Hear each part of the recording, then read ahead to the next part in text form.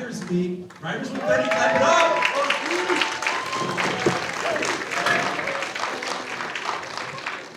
It's hard to believe that this is Riders League 30. 30 years that Frem has been putting this on. The original brainchild of Mr. Gary Anderson and Mr. Romano, both retired teachers, but often come back and will be back. And now, again, the brainchild being kept on creatively and through the motor of Mr. Russ Anderson and Mrs. Ing. So give them a round of applause.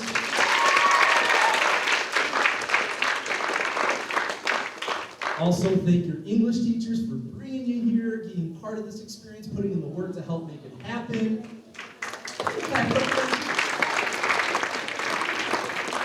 And last but not least, also you have the boosters, administration, your families, and yourselves. So thank you so much for everything that you and the community does. So give yourselves a round of applause.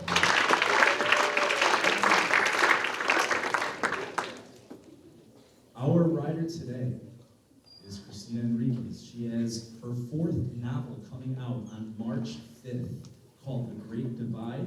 Her other works include The World in Half, Come Together, Fall Apart, and of course the Book of Unknown Americans, which we do teach here as well.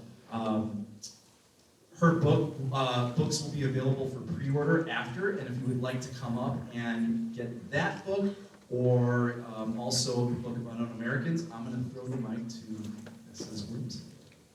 Just really quick, everyone. So the Book of Unknown Americans will have for pre-order for about $16, and you should get that one in over the next few days. And then The Great Divide, her newest book that comes out March 5th, you can pre-order that for $30.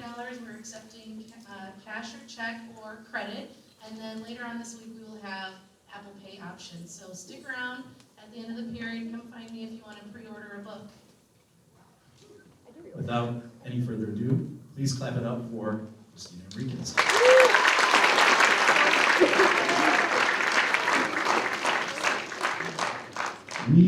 We talked last hour, big focal point obviously on the craft of writing. We're going to throw that in there, but kind of continuing on from our conversation, you talked about the topic of identity. You talked about your background, your father being born in Panama, coming to the United States, your mother from New Jersey.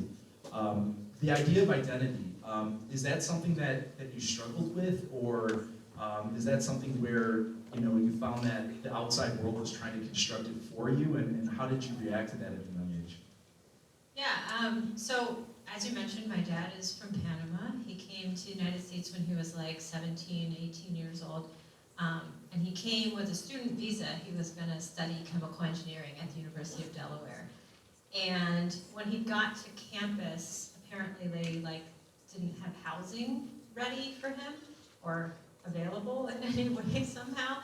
So they started quickly calling around to some families in the area who maybe could host him while he was going to be studying. And they found this family that he went and he lived with. And down the street from that family lived this girl who was studying, she was majoring in Spanish. And she had been to Panama the year before as a foreign exchange student. So her mother said to her, why don't you go down the street and say hi to the nice Panamanian boy who just moved in?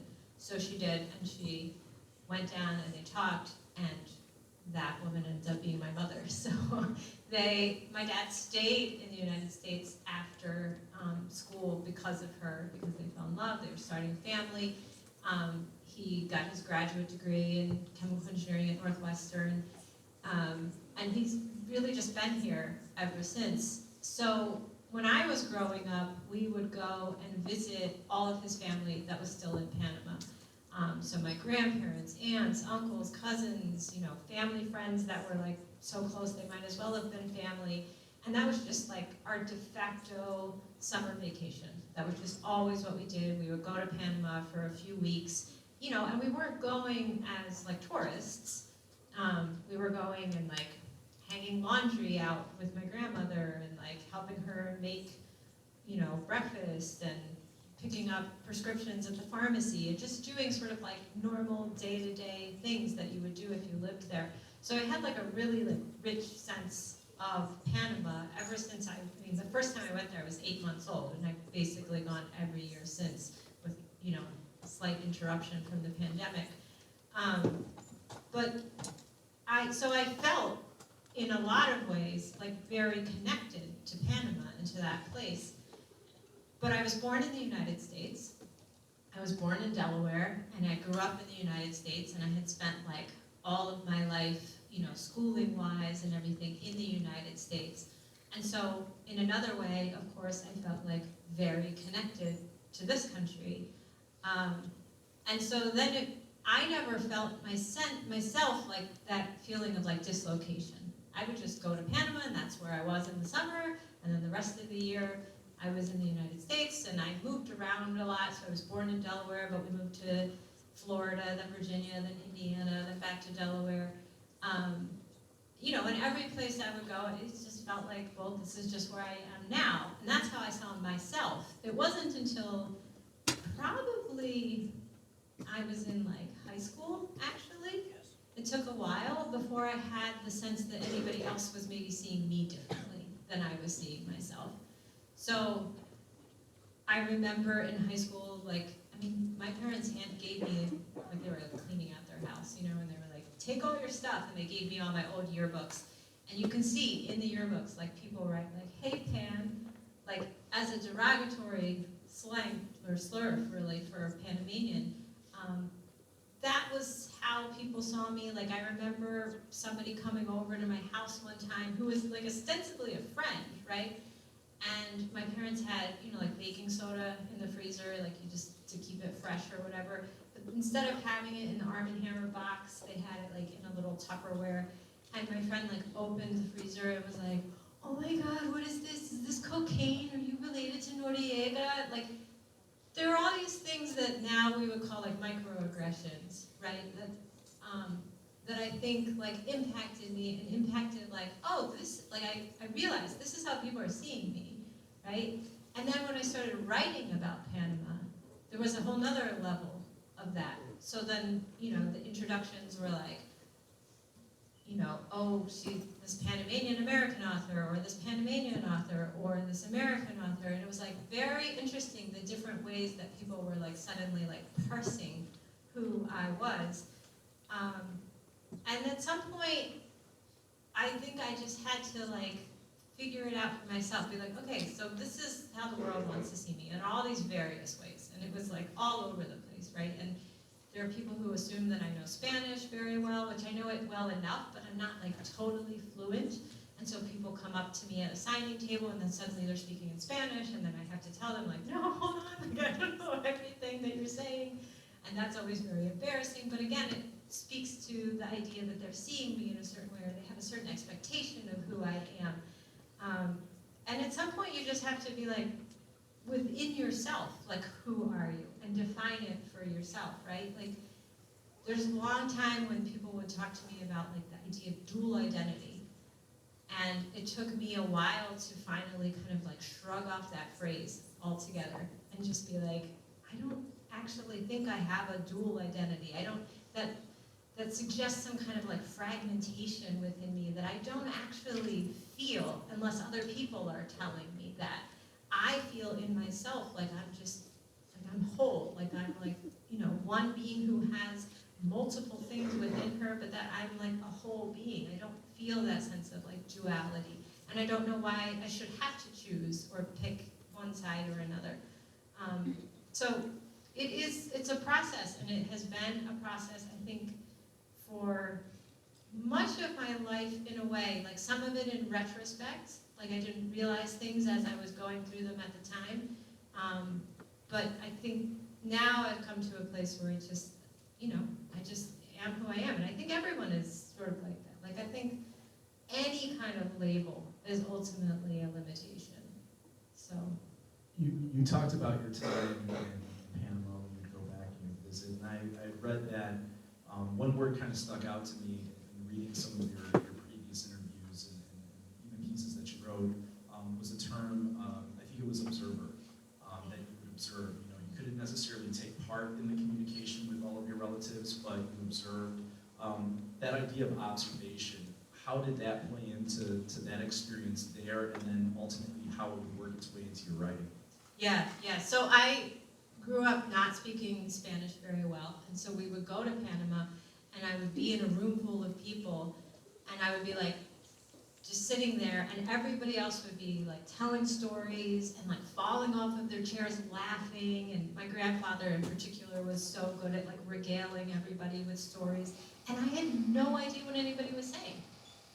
I was just like sitting in the middle of it, like kind of just watching everybody, but and like really trying to like grasp onto something, right? Like looking at facial expressions, looking at people's body language, like just really, you know, I knew a few words here or there, and so maybe that would help like orient me in a conversation.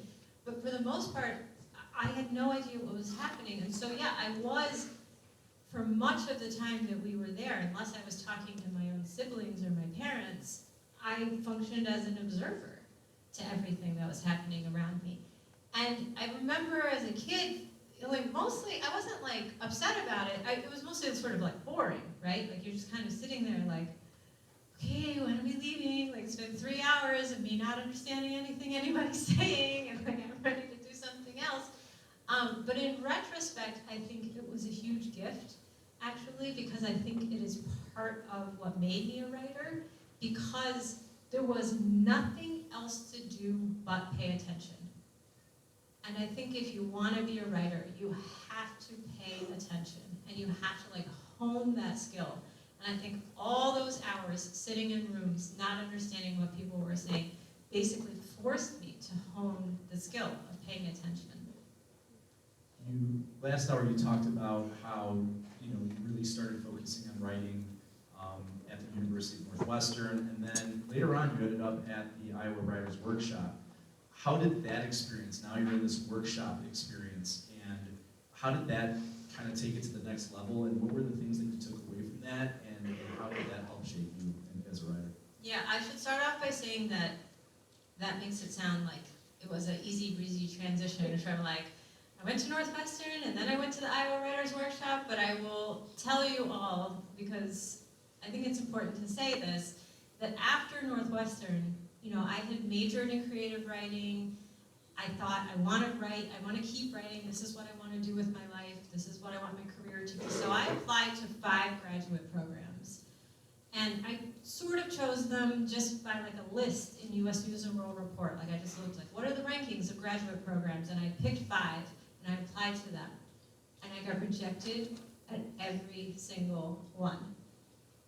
And after that, I just, I had to get a job. So I got a job at the University of Chicago at their press over in Hyde Park. And I was like basically photocopying things for a living at that point.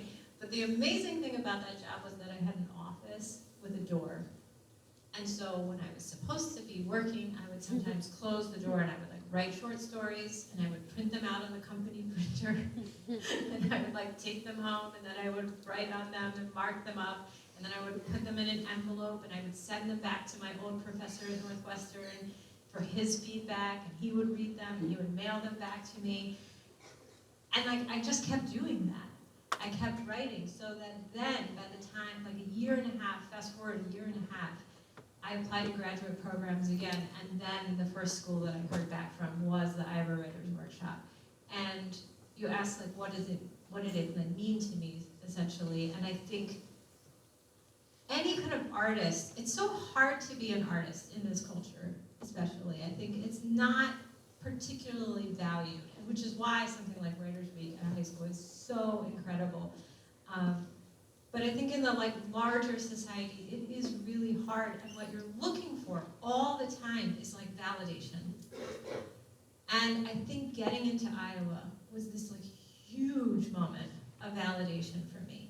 I had been rejected not that long before by 5 graduate programs. I had kept working on my craft, and now I suddenly got into what is arguably the best writing program in the country. That was just kind of nuts. So to get in and go there was just a confidence boost. You still have your moments where you're like, did they make a mistake? I don't know, am I really supposed to be here? And then you get there and you feel so intimidated because, you see all these other students around you, and you think, oh, they're all going to be better writers than me, and how am I going to stack up to everybody else? And then, you start posting the stories, and you see other people's work, and it is amazing, but you're also sort of like, okay, no, like, I can hang with this, like, I can do this, and I can get better if I, like, put in the work, and that's what I used that 2 years for. I mean, those 2 years were incredible, magical, because you have no responsibilities besides writing. And I guarantee you will never get that again in your life. You have, like, academically, you have no other classes that you have to go to. There's other classes that you can go to that are super cool, that you can just go learn about, like, read Moby Dick with Marilyn Robinson's. Like, that seemed pretty fun, but, I mean, if you're me. But, like, beyond that, you just have workshop. So all your job is, while you're there for 2 years, is to, like, produce work and read other people's work, and then sit in the classroom and talk about it once a week. And that's pretty dreamy. So if you take it seriously, which I did, I would set my alarm, I treated it as a job, I, like, got up, I was disciplined, I was like, this is my time to work. And I would work for, like, 3 hours, and then I would call it a day. But that seemed like a pretty good day of writing, and that's kind of still my pace. Like, I don't work for much more than 3 or 4 hours in a day, like, concertedly at writing. But I did that, and so then for 2 years, it was so amazing, and it fed me and nourished me in all the ways that I needed. I think it's hard too, though, when you're in graduate school or in any kind of class. It's like information overload. You're just getting all this, like, it's like input, and you don't quite know what to do with it. So I was getting a lot of input, and it was all very exciting, and I felt like on cloud 9. Like, I was like, oh, this is great. I'm, like, becoming a writer, but I still, it was like, my stories were still messy. I didn't exactly know what I was doing. I didn't know, like, what I wanted to write about. Like, I was still kind of all over the place. And then you get out, and all the stuff that had been, fed into your brain for that period of time starts to, like, settle and sift down. And you start to read other things that are out there in the world. And then slowly it all kind of starts to, like, make sense. And you move forward after that. You talked about it this hour too, that idea of rejection, how hard it was to get to that point where you were accepted into the Iowa Writers Workshop and kind of took that next step there. As far as becoming a published author, which a lot of people put a big emphasis on, and obviously people want to aspire to that, what was the first piece that you saw was published? This is your work, it's out there now. And what was the road to that, and what was your feeling once that moment occurred?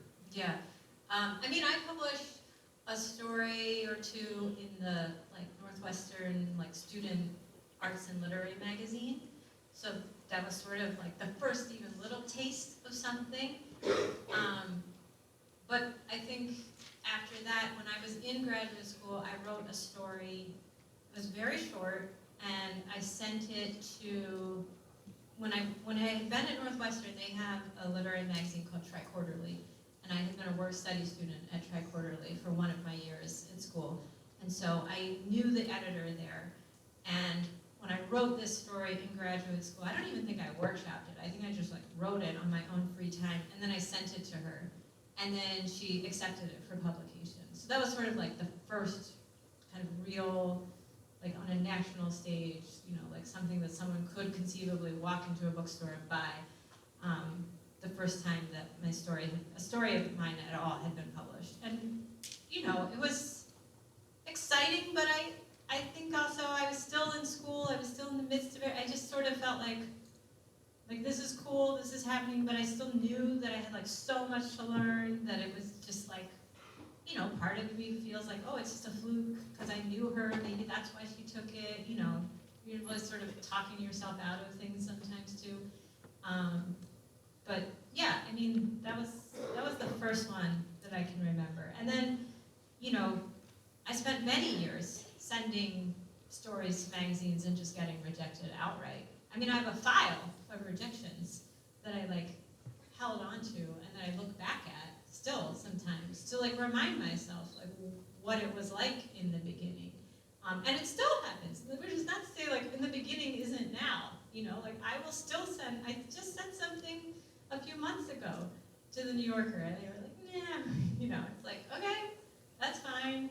I can handle it better, I think, than I used to, because I know I have more faith that, like, I'll write something else, and I'll try them again, and maybe the next thing will work for them, whatever, but, it still happens. It's just what writing is. You talked a little bit about the process there, how you would have 3 hours, 4 hours, and that would be like a pretty strong day of writing. That's when you were kind of going, what would that look like? I mean, I guess everyone's kind of like, you just need a clean, well-lighted place. Do you have a particular, Yeah. office that you go to, and maybe how has that morphed over the years from then to now? Yeah, I just sit at a desk now by a window. My only stipulation now is a window. I need natural light, and even on these very cloudy days, it still helps to be by a window. But I normally make a cup of tea. I just wander over to the desk. This is a weird thing, and probably maybe not something anyone cares about, but I like to have a snack that has individual pieces that I can all the Cheerios, so I can just have goldfish crackers or something. So I like to keep something like that next to me so that I don't have to get up and interrupt myself if something's going well. But really, I was saying earlier in the last session, this next book that's coming out, I've spent the last 5 years writing it by hand. So that is also awesome. So I just go to the desk, open the notebook. The computer is very far away. The phone is very far away, which means the internet is very far away, which means distractions are very far away. And it's just me and the notebook and a pen and the window and the snacks. And then I just sit and work. And if it's, you always hope. You get into that kind of flow state, where the whole world falls away and you just it's just you and this material. And sometimes that happens, and it happened more during this last book than it's ever happened to me before. And I think part of that was because I was writing by hand in a notebook without distractions. But yeah, it's I might get up, stretch my legs, something like that. But after 3 hours, I'm pretty exhausted. If I'm really locked into the work for 3 hours, it's you get out of it, you come out and you're okay, whoa, right, everything is still happening, and I have to participate in the world again, and so it's weird. And then in the afternoons, a lot of times I'll read toward the writing. So if I'm working on something, it's really hard for me to just read normal books that I would want to just read, that I hear about. I'm normally reading with some kind of goal in mind. There's something in the current book that I'm trying to solve. And I'm I think this book will help me figure it out. So I reading toward whatever I'm working on. And so I do a lot of that in the afternoons. You talked about this new experience where in the past you had the computer and that was kind of your main mode to get your words out. This one, you had notebooks and the actual physical act of writing. Then of course you still worked back to the computer. Not thinking too far ahead, you still have your newest novel to come out. Do you see that being something that's a permanent change within your writing? Absolutely. I will never draft on the computer again, I don't think. Never say never, but it was such a transformative experience for me and such a different way of writing. All I can tell you is the actual act of moving my hand across the paper, pulling out the sentences, it was my thoughts changed. It wasn't just, oh, now I'm writing by hand and I'm not distracted by the internet. It's the things that you write when you're writing by hand are vastly different, at least in my case, than the things that you type. Right? My thoughts started forming in a very different way. Part of it was because it was slower. So my thoughts had time to catch up with themselves, whereas in typing I'm outpacing my own mind in a way. Part of it is because I'm writing an essay about this, so you might see it, but part of it is because there was no pressure, right? Writing in the notebook it felt like messing around, frankly. Whereas if I sit down on the computer, it's this is official. I am writing a novel, it's just And then suddenly, as soon as you have that subconscious thought, whoosh, all the pressure comes in. Where you're like, okay, now it has to be good because this person's going to see it, this person, and you're open for judgment and blah, it's like, and you're suddenly like thinking about, even if you're not admitting it to yourself, you're thinking about all the people who are going to read the thing. In the notebook, it felt like private. It was like, oh, I could just like crouch in here and just like write whatever I want. And so it was like liberating for me. And I think that experience, being able to write like under those terms and under those conditions, that's like what you're looking for. And so that's why I say, like, I don't think that I will draft on the computer again. Eventually, all the stuff in the notebook has to get moved over, of course, yes. And I devised a system where like I would write by hand Monday through Thursday, and then Fridays was reserved for moving everything over to the computer. Because if I waited too long, I couldn't read my handwriting anymore. I couldn't like figure out what, like I was drawing arrows all over the place and like highlighting stuff, and I couldn't like retrace my steps anymore. So Friday had to be the day where like, okay, the week was still fresh enough in my mind. I can move things over. I can understand what I was trying to do, and now it's like in the computer in a somewhat intelligible way. In the last session, you kind of talked about a point where you almost felt like you hit a wall. And you also talked about the act of actually physically writing in the notebook as one of those things that kind of helped generate what you really wanted to say, move past that. Was that one aspect of it? You also talked a little bit about distraction. Was it you felt like there was some distractions out in the world, personal life, all of the above? Yeah, I mean, it's a lot of things. I mean, the reason why it works, I think, is a lot of things. I mean, I think the being stuck after the Book of Unknown Americans, that was a product of me being in my own head about expectations and pressure, right? So like that book, so this Book of Unknown Americans was my third book. Basically no one's read my first two books.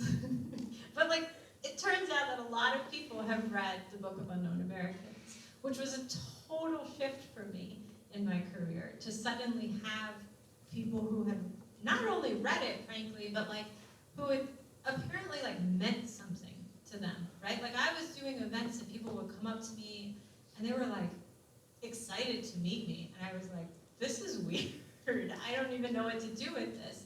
And it was such a shift that then I started to feel like whatever I wrote next, people were going to be waiting for. And if they were waiting for it, it was like there was something they wanted from me, that like something in particular. There was some kind of expectation. There was like, it all got wrapped up in my mind of like, oh my God, what am I going to do? Like, how am I going to like, not top this performance, but like, how am I going to like show up for people the next time? That was really hard, actually. And I think feeling that pressure is what got in my way. I think anytime you're going through what I guess we could call writer's block, which is what I was having, it really boils down to somehow some kind of fear. And you have to figure out like fear of what. And when I realized suddenly like, I'm afraid of what everybody's gonna think if I write this other book, which I knew in my head I kind of wanted to write, but it was such a departure from the Book of Unknown Americans that I was fearful of doing it. Because I thought, this is not what people want from me. But when I identified it, then I was able to like cut through it finally. And part of what helped me actually get writing again, yes, was writing in the notebooks, writing by hand, taking myself away from the environment from which I had written my last 3 books before that. I think just trying to do something new. It was another way that this next book was a departure, right? So the next book's like set in 1907, it's historical, like it's completely different. Although in certain thematic ways it ended up being similar, but to me it felt completely different. And I think writing it in a way that was completely different also then became like important in order to like get going again. From that point with Book of Unknown Americans to now The Great Divide, and in between there, were there like a lot of like, I guess the way I kind of quantified is like starts and stops where like, all right, I think I have an idea, I'm going to try it out, all right, it didn't work, let me try a different one. Was that the type of movement that was there, or was it something different? I had an idea idea for a book after Book of Unknown Americans. I had an idea for a novel, and I started writing it, and it just like nothing was coming out well. Like I could see it perfectly in my head, but I couldn't get it down. And I was still writing on the computer at that point, but like just nothing was coming out in the way that I thought it was, and I couldn't understand why. It was just like intractable. Like how was it getting so bungled between here and here? And it got to a point finally where I called my agent and I was like, listen, I'm working on this book. You know what it is? And she's like, yes, I love that book. I was like, well, I have bad news for you because every time I think about this book, I want to cry or throw up. And she was like, okay, stop working on that book. And she gave me great advice. She said, stop working at all. And I was like terrified of that. That sounded horrible. I was like, what do you mean stop working? If I stop working, like if I'm not writing, then what am I doing? Like I'm a writer, so what am I doing if I'm not writing? And she was like, no, you're still a writer. You're just a writer in between projects. It's okay. She was like, go live your life, go hang out with your kids, like enjoy your summer, stop writing. And I was just like it's weird. Like no, I mean my agent is incredible because like no agent's gonna tell you that, like stop working. And she told me that, and it worked because I went out into the world. I like sloughed off all the pressure. Like I was just sort of like, whatever. I'm not going to work on that book. That's not the right book. And I had in mind this other book that I had been carrying around this idea for like a good 15 years. And it was to write a novel about the Panama Canal. And I was like, maybe now's the time. Like after like 2 months of not working, I was like, maybe now's the time to write that book. That's the only other idea I had. And I just started, as I said earlier, like reading toward it. I started researching. I started trying to like think about who could be the characters, let the story kind of congeal in my mind. And eventually that's the book that became The Great Divide. So. This is going to be my last question, and then I'm going to open it up to the audience. So as you're sitting there, start letting those wheels turn a little bit and think about what you'd like to ask. You talked about you had this idea that had been with you for a long time for The Great Divide. When you get ideas, do you physically store them like in a notebook or on a computer page or a note, or does it just exist in your mind? If I have an idea that's language, like if a whole sentence comes, which it often will, like I don't know how my brain works, but things just like land in my head that are like a whole sentence beginning to end. If that happens, I write it down somewhere. Sometimes I can't find it again, but I do write it down somewhere. But this one wasn't like that. This was just a concept. This was just Panama Canal novel. What could I do with that? How come there hasn't been one? That's interesting. Like it's the, closest, deepest connection that most people have with Panama. You say Panama, everyone knows the Panama Canal. It's like, okay, so maybe I can take this thing and get inside it in a different way, but I don't know what that looks like. I don't know how to do that. Like, and it just seemed totally overwhelming too, right? So it was really just a concept, and I would just, I could feel it. It's like there in a room in my head somewhere. It's like just stirring, Panama Canal, maybe, I don't know. But it took so long to get, back to it and walk down that hall and open the door in the room in my mind. All right, audience, I'm coming at you. Who's got a question? Who's got something? Oh, got one?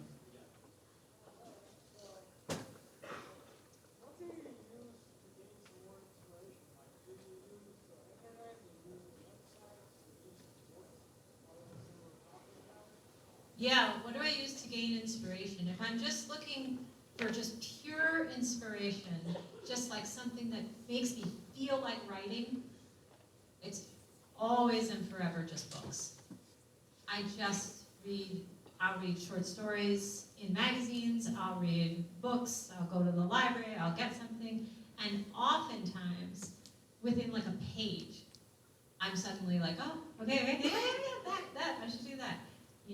And I figured something out, or I feel like writing again, or I'm like rushing to my computer or my notebook or whatever.